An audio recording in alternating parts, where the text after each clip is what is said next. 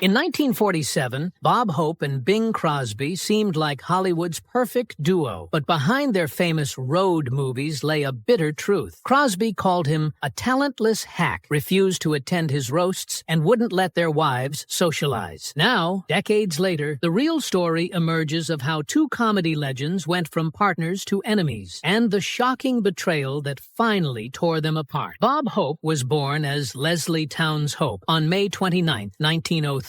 In a London suburb called Eltham. His father, William, was a stonemason from Somerset. His mother, Avis, was a light opera singer from Wales. Money was tight, and life in England was not easy. William decided to take a chance on a better future. In 1907, he left for America and settled in Cleveland, Ohio, where his brothers were already working as plumbers and steam fitters. A year later, he sent for his wife and 6 sons. The family traveled in third class aboard the SS Philadelphia and arrived at Ellis Island on March 30th, 1908. When immigration officers recorded their information, they mistakenly listed Bob as 2 years old instead of 4. That error stayed with him on official documents for years. Life in Cleveland was difficult. The Hope family lived in a small home near Doan's Corners and struggled to make ends meet. They often took in boarders for extra income. Avis, despite the hardships, never stopped encouraging her children. She taught Bob to sing and helped him develop his natural ability to entertain. He loved to mimic people, tell jokes, and perform little dance routines. Even when money was scarce, his mother made sure he had a chance to grow his talents. Bob's first real taste of performing came when he was 10. He entered a Charlie Chaplin look-alike contest at Luna Park in Cleveland and won. He loved the excitement of being on stage. But at that time, entertainment wasn't his main focus. Instead, he became interested in boxing. In 1919, he competed in the Ohio Novice Boxing Championships under the name Packy East, a tribute to boxer Packy McFarland. He won 3 fights before losing in the finals. Later in life, he joked that he spent more time on the canvas than Picasso. To help support his family, Bob took whatever jobs he could find. He sold newspapers, worked as a soda jerk, sold shoes, and even tried hustling pool. These jobs put him in contact with all kinds of people. He paid attention to how they talked, how they moved, and what made them laugh. Without realizing it, he was gathering the material that would later shape his comedy. By the 1920s, he started taking entertainment more seriously. He took dance lessons from professionals like King Rastus Brown and Johnny Root, which helped him get small jobs in vaudeville. His first performing partner was Mildred Rosequist, but her mother wouldn't allow her to travel, so he teamed up with Lloyd Durbin and later George Byrne. In the beginning, he performed in small venues like Cleveland's Bandbox Theater. He kept working, improving, and climbing his way up. By 1931, he had reached New York City's Palace Theater, one of the biggest vaudeville stages in the country. Vaudeville became Bob's training ground. Most comedians of the time stuck to prepared routines, but he developed a more natural style. He liked to interact with the audience rather than just deliver rehearsed jokes. His performances combined dancing with quick one-liners, a mix that set him apart from other entertainers. By the late 1930s, he made the leap from vaudeville to radio. His first radio appearances included hosting The Intimate Review in 1935 and The Atlantic Family from 1935 to 1936. These early shows helped him get noticed, but it was The Pepsodent Show starring Bob Hope that made him a national star. When The Pepsodent Show started airing on NBC, it became an instant hit. In the early 1940s, it was the #1 show in America. Even as time passed, it stayed in the top 5 for more than 10 years. Every week, millions of listeners tuned in, waiting to hear what Hope would say next. His style was different from other comedians at the time. Most radio stars played fictional characters, but Hope made himself the punchline. He joked about real events and everyday life, keeping his material fresh. He told his writers to read the newspaper and turn headlines into jokes. They wrote hundreds of jokes every week, and Hope picked only the best. This fast-paced approach set the stage for the late-night talk show monologues that would come decades later. His success didn't go unnoticed. He won 3 Peabody Awards, one of the highest honors in broadcasting. The first came in 1944, recognizing his efforts to boost morale during the war. The Peabody Committee praised his dedication, saying the joy he brought to the troops could never be measured. Later, he received more Peabody Awards for his work in both radio and television. At its peak, The Pepsodent Show wasn't just the most popular radio show, it was part of American culture. From 1942 to 1944, it held the top spot, proving that comedy could be more than just just entertainment. It could bring people together. It could lift spirits in hard times. Even after radio faded, Hope's influence never disappeared. In 1990, he was inducted into the Radio Hall of Fame, a final honor for a man who had spent decades shaping the world of comedy. Bob Hope's start in Hollywood was anything but glamorous. His first film role came in 1934 with Going Spanish, a short film that he later joked was so bad it should be used as punishment. That kind of humor became his trademark, sharp, self-aware, and always delivered with perfect timing. He didn't take himself too seriously, but audiences loved him for it. His big break came in The Big Broadcast of 1938. It wasn't just another musical comedy. It gave the world Thanks for the Memory. Hope sang the song with Shirley Ross, and it became an instant hit. The lyrics were sentimental and witty, and the melody was unforgettable. More than just a song, it became part of his identity. It captured everything people loved about him: charm, humor, and a touch of sincerity. By the late 1930s, Hope was already a major star on radio, but Hollywood was a different challenge. His film roles played on his natural comedic style. He was always the fast-talking, overconfident guy who found himself in trouble. The Cat and the Canary, 1939, was a perfect example. It was a mix of horror and comedy, with Hope playing a nervous hero trapped in a haunted house. The balance of suspense and humor worked, and audiences couldn't get enough of him. Then came Road to Singapore, 1940. This was the start of something legendary. It was the first of the Road to Films, a series that paired Hope with Bing Crosby and Dorothy Lamour. These movies had everything: music, adventure, and non-stop comedy. Hope and Crosby had incredible chemistry. Crosby was the smooth talker. Hope was the wisecracking coward. And Lamour was the woman they both chased after. What made these films special was how natural they felt. Much of the humor wasn't in the script. Hope and Crosby improvised constantly, throwing jokes at each other and even breaking the fourth wall. Their quick banter gave the movies an energy that audiences loved. The series ran for over 2 decades, with Road to Morocco, 1942, becoming one of the most popular entries. The formula was simple, but it never got old. Hope and Crosby weren't just acting, they were having fun, and it showed. Even outside the Road to series, Hope proved he could carry a film on his own. He had a gift for parody, taking classic genres and turning them into hilarious comedies. The Paleface, 1948, was a perfect example. He played a cowardly dentist who accidentally became a Western hero. The idea of Hope as a gunslinger was ridiculous, but that's what made it so funny. He didn't play tough guys. He played the guy who got in over his head and somehow survived. His love for parody continued with My Favorite Brunette, 1947, a comedy that poked fun at detective films. The Ghostbreakers, 1940, mixed horror and comedy, with Hope trying to survive a night in a haunted mansion. He wasn't a traditional action star. He didn't fight his way out of trouble. He talked his way out. That made him different from other leading men at the time. Bob Hope's first USO tour on May 6, 1941, was the start of something historic. That night at March Field in California, he performed his NBC radio show live for an audience of servicemen. It was a new experience for him and a big moment for the USO, which had been founded just months earlier. Soldiers filled the venue, eager to see a Hollywood star perform just for them. Hope gave them a mix of comedy and music, but more than that, he gave them a reason to laugh. His jokes were sharp, quick, and made just for them. He talked about their daily lives, their struggles, and the strange world of military bases. It wasn't a polished theater performance. It felt personal. The soldiers responded with roaring laughter, and in that moment, Hope knew he had found his most important audience. That show changed everything. Over the next year and a half, Hope traveled across the U.S., performing at bases and camps. Then came World War II, and he took his act overseas. From 1941 to 1945, he toured some of the most dangerous places in the world. He performed in Europe and the Pacific, often near active combat zones. His 1944 tour of the South Pacific covered 30,000 miles in 2 months. He visited Hawaii, New Guinea, and Australia, performing more than 150 shows. Some places had barely any infrastructure. Stages were makeshift, and the equipment was unreliable. He didn't care. The soldiers were what mattered. Hope's tours were risky. German forces tracked his movements, knowing how much he meant to American morale. Towns where he had just performed were bombed soon after. He never let the danger stop him. Instead, he turned it into part of his act. If a bomb dropped nearby, he joked about it. If the conditions were rough, he made fun of himself for being there. Soldiers loved him for that. His performances weren't just about laughter. They reminded troops of home. He brought singers, musicians, and dancers to make the shows feel special. Every performance was different. He tailored his jokes to fit the place, the people, and the situation. He wasn't just entertaining soldiers. He was connecting with them. Over time, Hope became more than a comedian. He became a symbol of support. Soldiers saw him as one of them, someone who understood what they were going through. His Christmas tours were especially important. During the Korean War, he performed in freezing conditions, sometimes just miles from battle zones. In Vietnam, where public opinion on the war was divided, he faced criticism back home, but never stopped showing up for the troops. His Vietnam tours were some of his biggest. He brought Hollywood stars like Anne Margaret and Raquel Welch to perform alongside him. The shows were carefully planned to avoid attacks, with stages set up in different locations to confuse enemies. For the soldiers, these performances were unforgettable. Many had never seen a live show before, let alone one with celebrities from home. Hope's dedication never faded. In 1990, at 87 years old, he traveled to Saudi Arabia during Operation Desert Shield. He had been performing for troops for nearly 5 decades, covering 57 USO tours across multiple wars and continents. In 1997, Congress named him an honorary veteran. It was the one title he valued more than any award or trophy. Bob Hope stepped into television in 1947 when he hosted the first commercial broadcast on Los Angeles' KTLA. But his real breakthrough came on April 9, 1950, with NBC's Star-Spangled Review. This variety show brought his sharp monologues, comedy sketches, and musical performances to TV. It was a natural transition from radio, where he had already built a loyal audience. The show aired live from New York and marked the beginning of his long partnership with NBC. Instead of committing to a weekly series, Hope chose to focus on television specials. This decision gave him the flexibility to maintain high-quality productions while continuing his work in films and USO tours. His early success on television set him apart. In 1950, he signed a long-term contract with NBC, ensuring he would stay on the air for decades. Many entertainers from radio struggled with the shift to television, but Hope's timing and delivery worked just as well on screen as they had on the air. By the early 1950s, he was one of the most recognizable faces in entertainment. His Christmas specials became a lasting tradition. He had started performing for U.S. troops during World War II, but in 1954, he began filming these performances for television. These specials showed him traveling around the world to entertain soldiers, often bringing major stars like Anne Margaret, Raquel Welch, and Neil Armstrong. They weren't just holiday broadcasts. They were moments of connection for troops far from home. One of the most memorable aired in January 1970. This was his Vietnam Christmas show, which drew 64% of the television audience, the highest ever for an entertainment special at the time. For soldiers in the middle of a controversial war, Hope's visits were more than just entertainment. They were a reminder of home. His Christmas specials continued for decades, with his last overseas USO tour happening during Operation Desert Shield in 1990. These shows defined his legacy as more than a comedian. He was someone who used his talent to lift the spirits of those serving their country. Hope's television specials followed a format that would later influence variety shows and late-night talk shows. His opening monologues covered current events with quick, sharp humor. He filled each special with celebrity guests, music, and comedy skits. His style of humor made him relatable, even when he was sharing the stage with Hollywood's biggest stars. From 1963 to 1967, he also hosted Bob Hope Presents the Chrysler Theater, an anthology series that featured dramatic plays and variety-style episodes. This showed his range as both a performer and producer. Between 1950 and 1996, he hosted more than 300 television specials, leaving behind a legacy that shaped American entertainment. Meanwhile, Bob Hope's love life was filled with contradictions. His first marriage to Grace Louise Troxell remains a mystery. They got married on January 25, 1933, in Erie, Pennsylvania, while performing together in Vaudeville. By November 1934, the marriage was over. What makes this unusual is that Hope later denied it ever happened. Publicists even claimed the marriage license was a mistake, though court records proved otherwise. Despite this denial, Hope quietly sent Troxell money for the rest of her life. She died in 1976 at the age of 65, still financially supported by the man who claimed claimed she was never his wife. This story gets even stranger when you look at the timing. In mid-1933, while still legally married to Troxel, Hope began an affair with Dolores Reed. She was a Ziegfeld performer who had just joined his vaudeville troupe. Hope later claimed he married Reed in February 1934, but that was months before his divorce from Troxel was finalized. This raises a serious question. Was Hope a bigamist, or did he simply make up details about his second marriage? No marriage certificate or wedding photos of Hope and Reed have ever been found. Biographers like Richard Zoglin have questioned whether their marriage was ever legally recognized. If it wasn't, Reed never seemed to care. She once said that if their marriage hadn't been a good one, she wouldn't have stayed. Whatever the truth, Hope and Reed remained together for nearly 70 years, until his death in 2003. The couple built a family by adopting 4 children, Linda, Anthony, Kelly, and Eleonora, from an orphanage in Evanston, Illinois. They also became legal guardians of Tracy Shore, the daughter of famous New York bar owner Bernard Toots Shore. Despite Hope's long absences and well-known affairs, the family maintained a close public image. Reed focused on raising the children, while Hope built his career as one of America's most famous entertainers. Hope presented himself as a devoted husband and a faithful Catholic, but his private life told a different story. Hope had countless affairs with young actresses and showgirls. Some were short-lived. Others lasted for years. His charm and power kept these stories hidden, but one affair nearly exposed him in a way he couldn't control. In 1949, Hope met Barbara Payton, a rising star in Hollywood. She was young, beautiful, and ambitious. Hope was married, but that didn't stop him from pursuing her. He set her up in an expensive apartment and lavished her with gifts. For 6 months, they carried on a secret affair, but Payton wanted more. She pushed for financial support and a deeper commitment. Hope, known for being careful with money, refused. By August, he ended things. To keep her quiet, he gave her a payout and walked away. For years, their affair remained a secret. Hope continued his pattern, moving on to other women. His team worked hard to control his image. Any rumors were quickly shut down. But in 1956, Payton broke the silence. Her career had collapsed. She was struggling with money and personal troubles. Desperate, she sold her story to Confidential magazine. In the interview, she exposed Hope in a way no one else had. She described him as cold, controlling, and ruthless. She revealed details about their affair that shattered his wholesome image. Hope's response was silence. He knew that engaging with the scandal would only make it worse. His PR team stepped in and managed the damage. The story faded, and Hope's career remained intact. Payton wasn't so lucky. Speaking out against a powerful man in Hollywood had consequences. Her career never recovered. She sank deeper into poverty and addiction. By the time she died in 1967, she had become a forgotten name. Hope, on the other hand, continued his double life. His long-term affair with actress Marilyn Maxwell was an open secret in Hollywood, but the public never found out. Another relationship with Miss World winner Rosemary Franklin lasted nearly 30 years. Insiders spoke of young women waiting outside his hotel rooms during tours. Some were hopeful actresses. Others were models and beauty queens. Hope enjoyed the attention, but never let these affairs interfere with his career. Reed knew about his infidelities, but she accepted them. In a 1978 interview, she admitted she doubted her husband was ever 100% true blue. Yet, she chose to stay. Maybe it was her Catholic faith. Maybe it was a practical decision. Whatever the reason, she remained by his side. And despite all the affairs, no one else ever took her place. Bob Hope and Bing Crosby were never meant to be a team. When Paramount started casting Road to Singapore, the script was passed over by 5 other duos. Fred McMurray and Jack Oakey turned it down. So did George Burns and Gracie Allen. The studio was running out of options. Hope was a rising comic, fresh off The Cat and the Canary, but he wasn't a movie star yet. Crosby was. Paramount decided to take a chance and pair them up. Hope and Crosby had met before on radio and in live performances, but they weren't close. The studio wasn't even sure they would work well together. To be safe, they cast Dorothy Lamour as the female lead. Crosby was the big name, so Hope was billed third. Filming started in October 1939, and the two actors quickly found a rhythm. They began improvising, throwing in jokes, breaking the fourth wall. Nearly half the film's dialogue wasn't in the original script. The director, Victor Schertzinger, was annoyed, but the audience loved it. The film was a hit. Hope and Crosby had stumbled into something that worked, and Paramount saw potential for more. They went on to make 6 more road movies together, but their relationship wasn't what it seemed on screen. In private, Crosby didn't think much of Hope. Hope. He called him a talentless hack more than once. He wasn't joking. Crosby was reserved and preferred his own company. Hope was the opposite. He thrived in social settings and liked to be surrounded by people. On set, Crosby kept to himself, reading race results or sitting alone while Hope mingled with the crew. They didn't spend time together outside of work. Even their wives never socialized. Their differences showed in other ways, too. When Hope was honored at a Friars Club roast, Crosby didn't show up. He was a board member of the club, so people noticed. When asked why he skipped it, he shrugged it off. I wasn't hungry. Money was another issue. Crosby was the bigger star at first, so he earned nearly twice what Hope made on the first road films. Hope didn't like that. By 1947, he renegotiated his contract and started making the same as Crosby. But the competition between them never really ended. Bob Hope and Bing Crosby's rivalry wasn't just for the cameras. It was part of their act, a constant back and forth that made their films even funnier. In Road to Bali, 1952, Hope turned to the audience and said, "He's gonna sing, folks. Now's the time to go out for popcorn." During interviews and public appearances, they kept up the act. Hope once said, "There's nothing I wouldn't do for Bing, and there's nothing he wouldn't do for me. And that's how we go through life, doing nothing for each other." Their humor masked any real tension, making them seem like an inseparable duo. In reality, they were never close, but the public saw them as two sides of the same coin, always competing, always entertaining. At 94, Bob Hope attended the funeral of his old friend Jimmy Stewart. People noticed how frail he looked. A year later, he stepped onto the stage at the 50th anniversary of the Primetime Emmy Awards. Milton Berle and Sid Caesar joined him. Hollywood legends Fay Wray and Gloria Stewart were also in the audience. Even in his final years, Hope stayed connected to the world that made him famous. In 1999, he attended the opening of the Bob Hope Gallery of American Entertainment at the Library of Congress. The institution honored him with two major exhibitions about his life and career. The following year, at 97, he made one of his last public appearances at the Hope Classic Golf Tournament. There, he hugged Swedish golfer Jesper Parnevik. By then, his health was declining. A year later, he was hospitalized for pneumonia. Despite his age, Hope reached a milestone that few ever do. On May 29, 2003, he celebrated his 100th birthday. The city of Los Angeles renamed the intersection of Hollywood and Vine as Bob Hope Square. 35 states declared it Bob Hope Day. Even then, his sense of humor remained sharp. He joked, "I'm so old, they've canceled my blood type." Hope had always kept his faith private. But 7 years before his death, he converted to Catholicism. He also had an odd brush with his own mortality. In 1998, 5 years before he passed, an obituary written by the Associated Press was released by mistake. The U.S. House of Representatives even announced his death before realizing he was still alive. Though he became frail in his final years, he remained in relatively good health for most of his old age. On the morning of July 27, 2003, Bob Hope passed away at his home in Toluca Lake, California. He was 2 months past his 100th birthday. His grandson later shared that, on his deathbed, Hope's wife Dolores asked where he wanted to be buried. He simply replied, "Surprise me." His remains were placed in a mausoleum vault at San Fernando Mission Cemetery. Later, they were moved to the Bob Hope Memorial Garden, built next to the cemetery. Dolores lived another 8 years, passing away at 102. After his death, cartoonists around the world paid tribute. Many drew his longtime friend, Bing Crosby, who had died in 1977, welcoming him to heaven. It was a perfect send-off for a man who had spent his life making people laugh.